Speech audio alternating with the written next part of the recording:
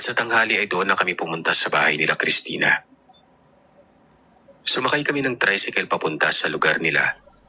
At pagbaba namin ng tricycle, kailangan lamang naming tumawid sa isang mahabang pilapil para makarating sa kanila noon. Nasa gitna kasi ito ng palayan. Habang nasa pilapil kami, napakasarap ng samyo ng hangin. Medyo may kalayuan kasi ito sa mismong bayan kung kaya't hindi masyadong marami ang sasakyan na bumabiyahe sa lugar na yon. Pero nang malapit na kami sa bahay nila, bigla na lamang bumigat ang hangin na nararamdaman ko.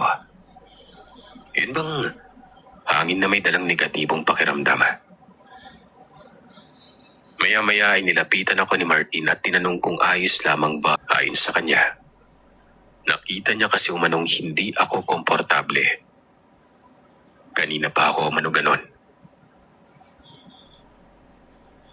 Paano mo nalaman yung nararamdaman ko, Mart? Ano ka ba? Ganon din yung pakiramdam ko eh. Baka nakalimutan mo, manggagamot si Lolo.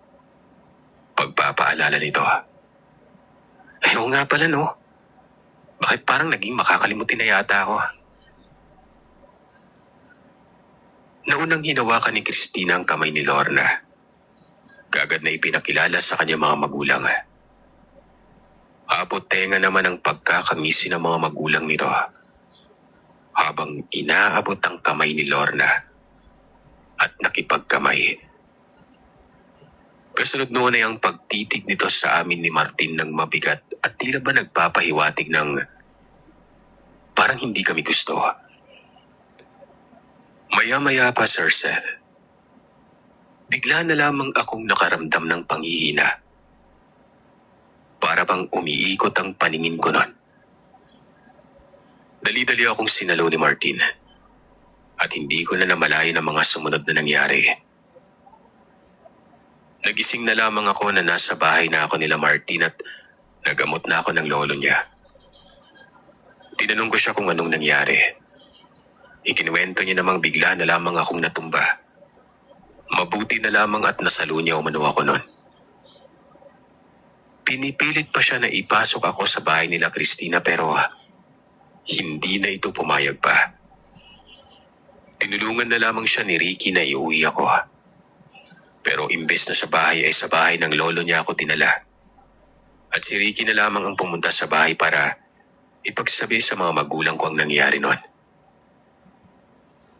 Maya-maya pa, dumating na si Ricky kasama sina mama at papa. Napatanong sila kung ano ang nangyari. Ikinuwento naman ito kung ano ang nakita niya ay kung paano ako nahimatay. Hindi niya nakayanan ng usog na ipinadapo sa kanya. Usog? Paano? Sino may gawa? Hindi ko alam kung bakit pero dali-dali kong naisip si Lorna. Tinanong ko si Martin kung ano na ang nangyari kay Lorna nun.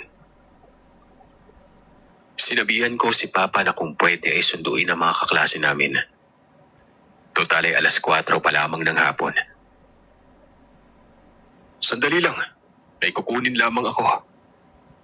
Dali-daling pumasok ang lolo ni Martin sa kanyang silid. May kinuhang supot nun. May laman ang supot na yun na dinurog na bahay ng kabibe.